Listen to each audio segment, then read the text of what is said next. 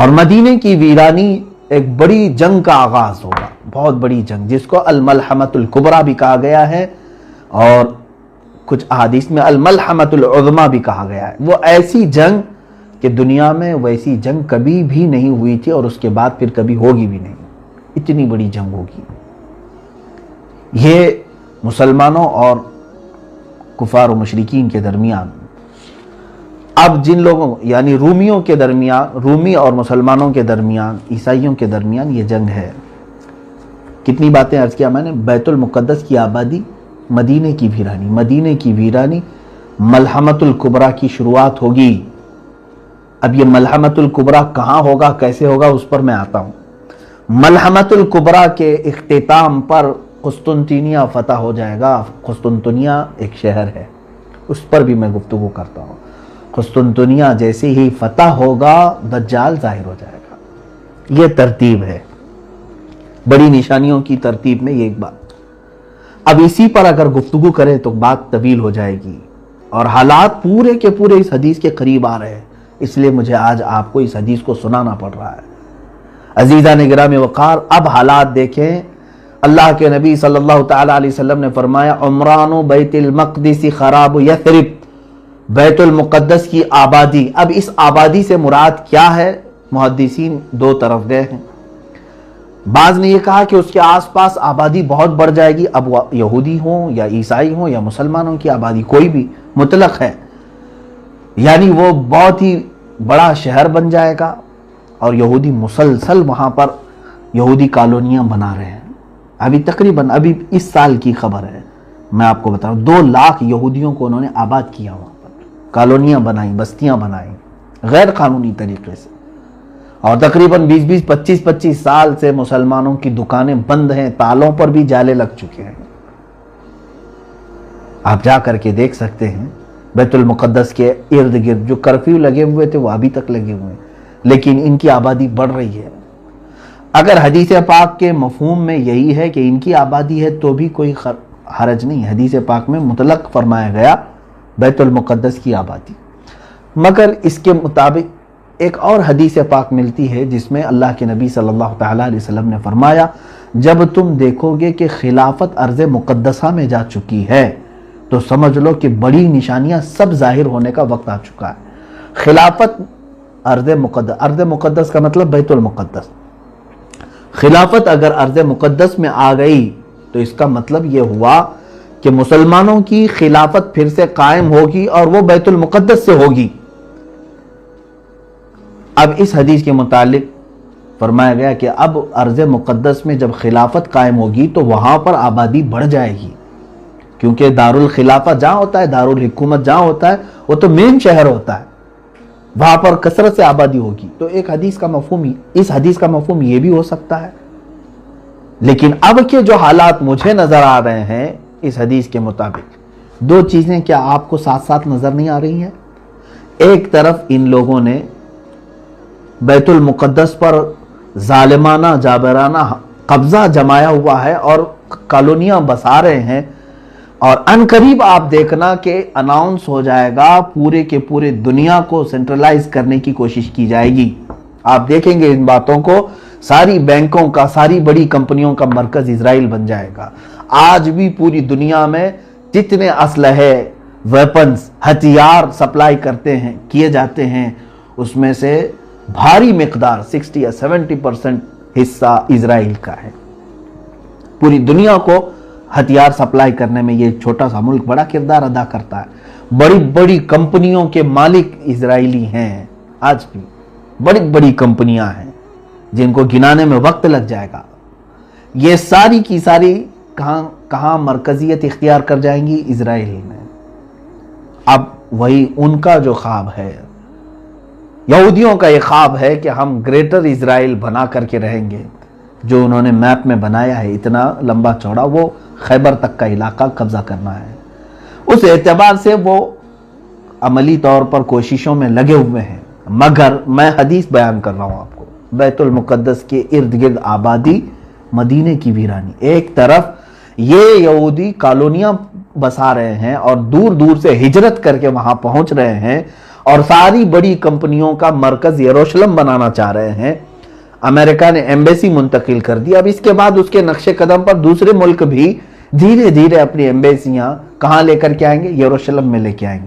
دوسری طرف ادھر مدینہ طیبہ کو دیکھیں. مدینہ طیبہ مسلسل 3 ماہ ہو چکے مسجد نبوی کو بند رکھا گیا ہے.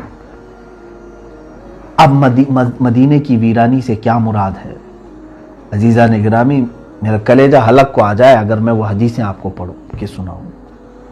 اور یہ حدیثیں صحیح مسلم شریف میں، بخاری شریف میں، صحیح ابن حبان اور موطا امام مالک، یہ 4 مقدس اور بہت ہی بڑی کتابوں کی حدیث ہے.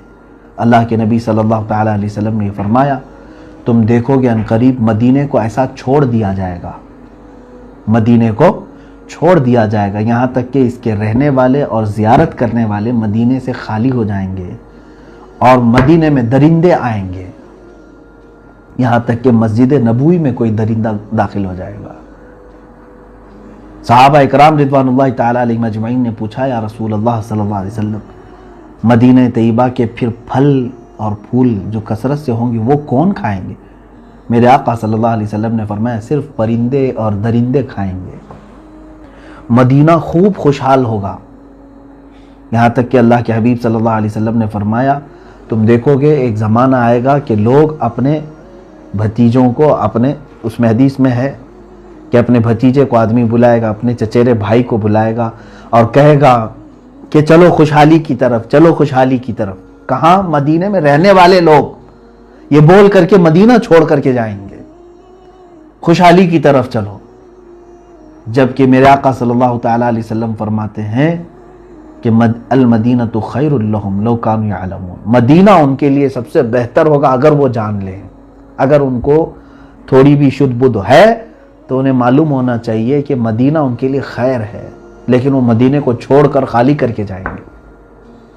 اب مدینے کی ویرانی سے مراد یہی ہے تو وہ ابتدا ہم اپنی آنکھوں سے آج دیکھ رہے ہیں. مدینہ طیبہ میں رہنے والے لوگ، ہم جیسے لوگ تو دور پڑے ہوئے ہیں. میرے آقا صلی اللہ تعالیٰ علیہ وسلم کی چوکھٹ کے بوسوں کے لیے ہم منتظر ہیں. کئی موسم آئے چلے گئے، رمضان بھی گزر گیا، حج بھی گزر گیا. یہ وہ موسم ہوتے ہیں کہ حجاج کی زبانوں سے لبیک سنتے ہی میرے آقا کی یاد آ جاتی تھی کہ یہ نبی کونین صلی اللہ علیہ وسلم کو سلامی پیش کرنے کے لیے جا رہا ہے. مگر یہ سارے موسم گزرتے گئے. میرے عزیزو، ہم تو دور بیٹھے صرف ترستے رہ گئے، لیکن جو مدینہ طیبہ میں موجود ہیں ان سے بھی آپ پوچھیں. ان ظالموں نے ان لوگوں کو بھی دربار رسالت میں حاضر ہونے سے روک رکھا ہے. محض ایک بیماری بہانہ، کورونا وائرس کے بہانے پر روضہ رسول صلی اللہ تعالیٰ علیہ وسلم کے سامنے آنے جانے کی پابندی ہے. اگرچہ ان لوگوں نے تھوڑی مسجد کھولی ہے، کچھ مخصوص علاقے کھولے ہیں، لیکن مسجد نبوی روضہ رسول صلی اللہ تعالیٰ علیہ وسلم پر حاضری نہیں. تو کیا یہ ویرانی نہیں ہے؟ عبادتوں کا نہ ہونا یہ سب سے بڑی ویرانی ہے، اور وہاں کے لوگوں میں یہ تمام چیزیں آئیں گی. میرے عزیزو، اس سلسلے کو سن کر کے آپ یہ مت سمجھنا کہ میں نے مدینہ طیبہ کی بے ادبی کی ہے. سچ بتاؤں، زندگی کی صرف ایک ہی خواہش ہے کہ اللہ رب العزت اگر ہماری کسی نیکی پر کوئی اجر دے گا تو میں صرف اتنی طلب رکھتا ہوں کہ مولا مجھے جنت البقیع میں دفن عطا کر دے. میں مدینہ طیبہ کے لیے، عزیزان گرامی وقار، یہ کوئی دکھاوے کی یا ریاکاری کی بات نہیں کر رہا ہوں. یہ اخلاص کے ساتھ اللہ کی بارگاہ میں ہمیشہ دعا کرتا بھی رہتا ہوں. مگر ان حدیثوں میں جو باتیں ہیں اس کو آپ یہ نہ سمجھ لیں کہ کیا مدینہ ایسا ویران ہو جائے گا. یہ تو میرے مصطفیٰ کریم صلی اللہ علیہ وسلم نے بیان فرمایا. لیکن جو لوگ چھوڑ کر کے جائیں گے مدینہ، جو باشندے ہوں یا زائرین ہوں جو خالی کریں گے، ان کے بھی متعلق مدینہ طیبہ کی فضیلتوں میں میرے آقا صلی اللہ تعالیٰ علیہ وسلم نے فرمایا، صحیح مسلم شریف کی حدیث ہے، مدینہ طیبہ ایک بھٹی کی طرح ہے.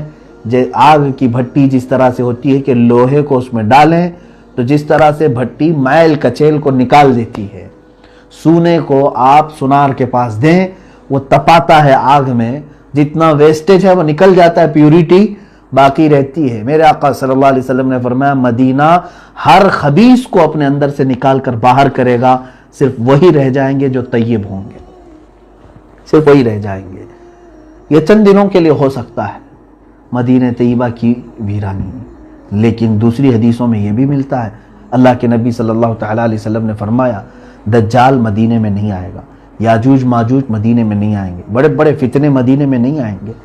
اور میرے آقا صلی اللہ علیہ وسلم نے یہ بھی فرمایا ان الایمان لا یأزر الی المدینہ کما تأزر الحیۃ الی جحرہا، ایمان پوری دنیا سے لوٹ کر کے مدینے میں ایسا آ جائے گا جیسے سانپ گھوم پھر کر کے واپس اپنے سوراخ میں آ جاتا ہے، اپنے بل میں جیسے آ جاتا ہے سانپ۔ اللہ کے حبیب صلی اللہ علیہ وسلم فرماتے ایمان مدینے میں رہ جائے گا۔ تو ویرانی سے مراد یہ نہیں ہے کہ ہمیشہ کے لیے خراب ہو جائے گا، یہ چند دنوں کے لیے ہو سکتا ہے۔ مسجد نبوی شریف کی اذانیں اور مسجد نبوی شریف کی نمازیں بند کر دی جائیں گی، وہ تو ہم اپنے آنکھوں سے آج دیکھ رہے ہیں، اذانیں ہو رہی ہیں، نمازیں جس طرح سے بھی وہ لوگ ادا کر رہے ہیں۔ حد ہو گئی میرے عزیزوں، حد ہو گئی۔ ارے لوگ تو وہاں مرنے کی تمنا رکھتے ہیں، اگر کوئی بیماری کا مسئلہ اس طرح سے ہوتا کہ جان لیوا ہے تب تو ہم سمجھتے ہیں، لیکن جس بیماری کو تم لوگوں نے آج پوری دنیا میں ڈر اور خوف کا ماحول بنا کر لوگوں کو وسوسوں میں ڈال رکھا ہے، یہ بیماری سردی اور بخار سے زیادہ کچھ نہیں۔ یہ میں بڑی بات کہہ رہا ہوں، اگر تو مجھے پکڑیں میرے عزیزوں، میں صرف اس لیے کہہ رہا ہوں کہ کینسر سے اتنے اچھے ہوتے ہوئے لوگوں کو آج تک میں نے نہیں دیکھا، HIV سے اچھے ہوتے ہوئے، کیور ہوتے ہوئے اتنے لوگوں کو نہیں دیکھا۔ میں صرف اگر اپنی انڈیا کی بات کروں تو 4.5 لاکھ لوگوں کو آج یہاں بتا رہے ہیں، جس میں سے تو 3 لاکھ اچھے ہو چکے ہیں۔ اتنی بڑی تعداد اگر اچھے ہو سکتے ہیں، کیور ہو سکتے ہیں، تو یہ بیماری جان لیوا کیسے ہو گئی؟ اس کو جان لیوا کہتے ہیں۔ اس سے زیادہ خطرناک تو BP ہے، شوگر ہے۔ کبھی بلڈ پریشر والوں کو صحیح ہوتے ہوئے سنا ہے آپ نے؟ شوگر کے مریض کو کیور ہوتے ہوئے سنا آپ نے؟ وہ چلتا رہتا ہے کنٹینیو موت تک۔ اس بیماری کو اتنا بڑا بنا کر کے کیوں خوف کے ماحول میں لوگوں کو مجبور کیا گیا ہے آج؟ اس سلسلے میں پھر کبھی میں گفتگو کرتا ہوں، ان کی نیت صاف نہیں ہے، پوری دنیا ظالم بنی ہوئی ہے اور اس ظلم کی چکی میں عوام، غریب، سارے لوگ پیس رہے ہیں۔ اور بات ہے کہ جو بھی آواز ان کے خلاف اٹھائے گا اس کو کیس کریں گے، اندر لے جائیں گے، اور نہ جانے ان کے ساتھ کیا کیا برا کریں گے، مجھے معلوم ہے۔ اس کے باوجود میں گفتگو کر رہا ہوں صرف اس لیے کہ اے غیور مسلمانوں بیدار ہو جاؤ، اللہ تمہارا حامی ہے، رسول کریم صلی اللہ تعالیٰ علیہ وسلم تمہارے ناصر و مددگار ہیں۔ اپنی ان تمام پھیلائی ہوئی باتوں پر اعتماد اور بھروسہ نہ رکھو، ایمان نہ لاؤ ان کی تمام باتوں پر۔ بات یہ عرض کر رہا تھا، مدینہ طیبہ کو جس طرح سے ویران کرنے کی ان لوگوں نے کوشش کی، اللہ اکبر، آج بتانے سے زبان لڑکھڑا جاتی ہے۔ اب اللہ کے حبیب صلی اللہ تعالیٰ علیہ وسلم نے جو بیان فرمایا کہ وَخَرَابُ يَثْرِبْ خُرُوجُ الْمَلْحَمَةِ الْكُبْرَى، خروج الملحمہ، ملحمہ کیا ہے یہ؟ اب اس پر میں بات کروں۔ دنیا کی سب سے بڑی جنگ، ملحمہ جو ہے یہ لحم سے بنا ہوا ایک لفظ ہے، گوشت کاٹنے کی جو دکان ہے اس کو ملحم بھی کہتے ہیں۔ ملحمہ، اس میں گوشت کے ٹکڑے ٹکڑے ہو جائیں گے، جس کی وجہ سے اس کو بہت بڑی ملحمۃ الکبریٰ، یعنی اللہ کے حبیب صلی اللہ تعالیٰ علیہ وسلم نے فرمایا خراب یثرب خروج الملحمہ۔ ملحمہ کیا ہے؟ ایک بہت بڑی جنگ ہے۔ دوسری حدیثوں سے اس کے متعلق جو تائید ملتی ہے، ایک حدیث میں یہ بھی میرے آقا صلی اللہ تعالیٰ علیہ وسلم نے فرمایا تم قیامت اس وقت تک نہیں آئے گی جب تک کہ رومیوں کے ساتھ تم آماق میں یا دابق میں نہ اتر جاؤ۔ یہ 2 جگہوں کے نام میں بتا رہا ہوں، مرج دابق اور آماق، یہ لفظ آئے ہیں۔ اور ایک حدیث میں ہے حضور صلی اللہ تعالیٰ علیہ وسلم نے فرمایا ملحمۃ الکبریٰ ہوگی، سب سے بڑی جنگ ہوگی مسلمانوں میں اور عیسائیوں میں، اور یہ غوطہ میں ہوگی جو دمشق کا ایک علاقہ ہے، غوطہ، حدیث میں لفظ بھی آیا ہے۔ مسلمانوں کا مرکز غوطہ ہوگا، اس وقت تمام مسلمان وہاں جمع ہوں گے دمشق میں، غوطہ۔ اور جو جنگ ہوگی وہ علاقہ ہے مرج دابق، جو حلب کے قریب ہے، ایک بہت بڑا میدان ہے، اب بھی موجود ہے، جس کو آج انگلش میں ایلیپو کہتے ہیں، وہ حلب ہے۔ حلب کے قریب میں یہ علاقہ موجود ہے۔ اب ملک شام کی حیثیت کو بھی آپ سمجھ لیں۔ قیامت کی نشانیوں میں اللہ کے حبیب صلی اللہ علیہ وسلم نے یہ بھی فرمایا کہ جو مومن ہوں گے وہ سب ملک شام کی طرف ہجرت کر جائیں گے۔ سب کس طرف جائیں گے؟ ملک شام کی طرف، جس کو سیریا کہتے ہیں، اور عربی میں کچھ لوگ سوریا کہتے ہیں۔ سیریا کی طرف سب لوگ چلے جائیں گے۔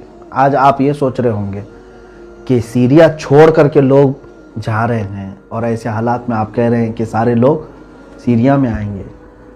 چاہے پورا سیریا آج خالی ہو جائے، پھر بھی مجھے میرے آقا صلی اللہ علیہ وسلم کی حدیث پر یقین ہے، میرے آقا نے فرمایا کہ پورے مومنین ہجرت کریں گے تو ضرور وہ ہجرت کریں گے، آج یا کل تمام مومنین وہ جمع ہوں گی، کیونکہ شام جو ہے ارض حشر و نشر ہے، یعنی قیامت کا میدان ملک شام کو بنایا جائے گا۔ یہ بھی حدیث پاک میں ہے، قیامت کا میدان کہاں ہوگا؟ ملک شام کو بنایا جائے گا، اور تمام مومنین ملک شام کی طرف ہجرت کر کے جائیں گے۔ اب یہ جو ملحمۃ الکبریٰ ہے، سب سے بڑی جنگ، کتنے لوگوں کے مقابل میں آپ کھڑے ہوں گے جانتے ہیں آپ؟ ایک حدیث میں ہے، اللہ کے حبیب صلی اللہ تعالیٰ علیہ وسلم نے فرمایا اس وقت رومی، پہلے سے حالات اگر میں بتاؤں تو یہ ہے کہ میرے آقا صلی اللہ علیہ وسلم نے فرمایا تم اور عیسائی، یعنی تم اور مسلمان اور رومی عیسائی صلح کے ساتھ چل رہے ہوں گے، یعنی ایک دوسرے کے ساتھ صلح کر کے ساتھ ساتھ چل رہے ہوں گے، اور ان دونوں کا جو دشمن ہوگا اس سے لڑ رہے ہوں گے۔ کئی سالوں تک یہ بات چلے گی۔ عیسائیوں کا بھی جو دشمن ہے اور مسلمانوں کا بھی جو دشمن ہے، ہو سکتا ہے وہ یہودی ہوں، اینٹی کرائسٹ جن کو کہا جاتا ہے، وہ لوگ ہوں، ان کے ساتھ لڑ رہے ہوں گے۔ اس کے بعد ایک دن ایسا ہوگا کہ ایک عیسائی رومی وہ صلیب توڑ دے گا اور بدعہدی کریں گے، اس صلح میں وہ لوگ صلح کو توڑ کر کے بد شکنی کریں گے، تو پھر مسلمانوں اور عیسائیوں میں ایک بہت بڑی جنگ ہوگی۔ اس وقت سارے عیسائی جو جمع ہوں گے، 80 جھنڈوں تلے وہ لوگ جمع ہوں گے۔ کتنے؟ 80 جھنڈے، ہر جھنڈے کے تحت، ہر جھنڈے کے نیچے 12,000 لوگ ہوں گے۔ اس اعتبار سے تقریباً کتنے ہو گئے؟ 9,60,000 کے قریب، 9,60,000 کی فوج ایک طرف ہوگی۔ یوں سمجھ لیں کہ مومنین کے مخالفت میں، مسلمانوں کے مخالفت میں پورا کفر جمع ہو جائے گا۔ اس میں جہاں جہاں یہ لوگ ہوں گے سب کو جمع کر لیں گے۔ یہی ملحمۃ الکبریٰ ہے، سب سے بڑی جنگ ہے۔ اور اس جنگ میں مسلمان کس طرح ہوں گے؟ بعض حضرات نے کہا کہ وہ امام مہدی کی قیادت میں لڑیں گے، لیکن حدیثوں میں ایسا لفظ تو ہے نہیں۔ ہو سکتا ہے کہ امام مہدی کے بغیر بھی لڑیں۔ قیادت کون کرے گا، کیسے کرے گا، اس کے متعلق وضاحت نہیں ملتی، لیکن البتہ یہ بات ہے کہ ان میں سے 1/3 لوگ، مسلمانوں میں سے 1/3 کے قریب، 1/3 بھاگ جائیں گے۔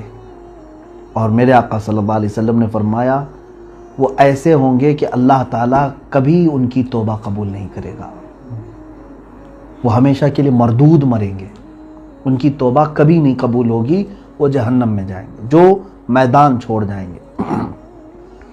اور 1/3 اس میں سے شہید ہوں گے، دوسرا 1/3، یعنی 3 حصے کریں گے اگر مسلمانوں کے، تو 1/3 میدان چھوڑیں گے، 1/3 شہید ہو جائیں گے۔ ہم افضل الشہداء، حدیث میں فرمایا گیا کہ وہ شہیدوں میں سب سے افضل ہوں گے، وہ شہیدوں میں سب سے افضل۔ باقی جو 1/3 بچے ہوں گے یہ ان پہ فتح پالیں گے، ان پہ فتح پالیں گے۔ یہ میرے آقا صلی اللہ علیہ وسلم نے فرمایا ہے تو فتح ہوگی۔ یہ ملحمۃ الکبریٰ ہے۔ یہ کہاں لڑی جائے گی، کیسے لڑی جائے گی، سب میرے آقا صلی اللہ علیہ وسلم نے صاف بیان فرمایا۔ اس پر اور تحقیق کرو نوجوانوں، بچوں۔ اب میں اپنی گفتگو کو سمیٹتا ہوا آتا ہوں۔ جو حالات آج تھے، جس کی طرف آج اشارے مل رہے ہیں، پورے دنیا کی پولیٹکس گرم ہو چکی ہے، اس سلسلے میں نے یہ حدیث عرض کی۔ میں آخری یہ 2 باتیں عرض کر کے کچھ تبصرہ کروں۔ اور جیسے ہی ملحمۃ الکبریٰ ختم ہوگی، حدیث پاک کے لفظ ہیں فتح قسطنطینیۃ۔ قسطنطنیہ کیا ہے؟ یہ آپ ہو سکتا ہے یہ لفظ سن رہے ہوں، حالانکہ یہ پرانا لفظ ہے اور علم والے جانتے بھی ہیں۔ یہ ترکی کا وہی شہر ہے جس کو آج استنبول کہا جا رہا ہے۔ اس شہر کے فتح کے سلسلے میں بھی میرے آقا صلی اللہ تعالیٰ علیہ وسلم نے بشارت دی تھی۔ اول جیش غزاہا، ایک حدیث پاک میں ہے، وہ سب سے پہلا لشکر جو غزوہ کرے گا یا جہاد کرے گا اور قسطنطنیہ فتح کرے گا، وہ لوگ بلا حساب و کتاب جنت میں جائیں گے۔ وہ فتح قسطنطنیہ جو ہے وہ پہلے کے دور میں ہو چکی ہے، حضرت عمر فاروق رضی اللہ تعالیٰ عنہ کے زمانے میں، اور اس کے بعد کئی مرتبہ جو ہے یہ شہر فتح ہوا ہے۔ سلطان محمد فاتح کا بھی نام آتا ہے اس میں، جو قسطنطنیہ جنہوں نے فتح کیا، کافروں کے ہاتھ میں گیا پھر فتح کیا، ان کے ہاتھ میں گیا پھر فتح کیا۔ اب تو چونکہ یہ ترکی کے پاس ہے، ترکی کا بڑا شہر ہے، اور ابھی ترکی میں مسلمان ہیں، اسلامی حکومت ہے، لیکن جہاں تک خدشہ میرا ہے، میں اپنی بات کر رہا ہوں، ہو سکتا ہے یہ ترکی کے ہاتھ سے نکل جائے گا۔ استنبول شہر یہ پھر سے عیسائیوں کے ہاتھ میں ہو سکتا ہے چلا جائے، اور ایک زمانے تک ان کے ہاتھ میں رہے گا، کیونکہ آج کے جو حالات بتا رہے ہیں، لبرلزم وہاں پر کافی بڑھ چکا ہے۔ جو بلکہ میں اگر بتاؤں، آپ تحقیق کریں، ترکی کی حکومت کا جو آئین ہے، وہاں کا جو نظام ہے، اس میں بھی یہ چیز موجود ہے کہ وہ ترکی کوئی ایک مذہبی حکومت نہیں، یعنی وہاں کا کوئی سرکاری مذہب نہیں ہے، بلکہ وہ جیسے انڈیا ہے سیکولر ہے، ہمارا کوئی سرکاری مذہب نہیں۔ اسی طرح سے ترکی کا بھی انہوں نے بنایا ہے، جب خلافت عثمانیہ ختم ہوئی تھی تب یہ بنایا گیا تھا اس طرح سے کہ موجودہ صدر نے اسلامی کام زیادہ کیے ہیں، لیکن آج بھی وہاں کا نظام ہے وہ سیکولر ہے، اور آج بھی بہت سارے وہاں امریکہ کے پٹھو موجود ہیں، بہت سارے ایسے جو منافق ہیں، وہ اپنے ماحول کو بڑھانے کی کوشش کر رہے ہیں۔ تو مجھے جہاں تک اندیشہ لگتا ہے استنبول ان کے ہاتھ سے جائے گا اور عیسائیوں کے قبضے میں رہے گا، چونکہ حدیث پاک میں جو ترتیب بتائی گئی ہے، پہلے عمران و بیت المقدس، بیت المقدس کی آبادی اور مدینے کی ویرانی۔ مدینے کی ویرانی ملحمۃ الکبریٰ کا ظہور ہوگا، یعنی بڑی جنگ ہوگی۔ اب وہ بڑی جنگ سالوں تک نہیں چلے گی۔ ایک بات یہ بھی سمجھ لے، جیسے وار نہیں ہے یہ world war first, world war 2 جس طرح سے ہوئی، بہت سارے لوگ اس کو ورلڈ وار 3 بھی سمجھ رہے ہیں۔ میں جہاں تک سمجھتا ہوں یہ ورلڈ وار 3 کی بات نہیں ہے جو ملحمۃ الکبریٰ میں بتائی گئی ہے۔ ورلڈ وار 3 ہو سکتی ہے آپسی ممالک میں، لیکن یہ جو ہے وہ صرف 2 دن 3 دن یا 4 دن کا ذکر آیا ہے۔ وار جو ہے کنٹینیو چلتی رہتی ہے۔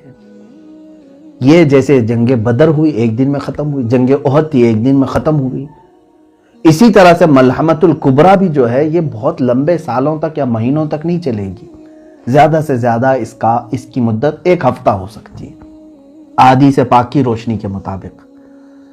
تو عزیزان گرامی، اب